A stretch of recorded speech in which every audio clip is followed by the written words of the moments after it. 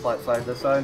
One evening I was sitting around and decided that I'd had this bike and enjoyed it long enough. So I would like for her to transform it into something very, very special. And they're doing that right here, right now. And I can't be prouder. This has been one of the most fun things I've gotten to do.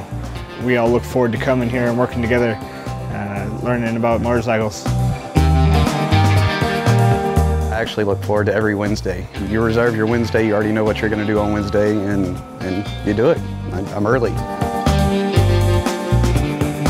It's been very helpful in a lot of ways. Being with other veterans again, being with that camaraderie that we have, that's something that you don't get anywhere else. And that's what I really enjoy the most.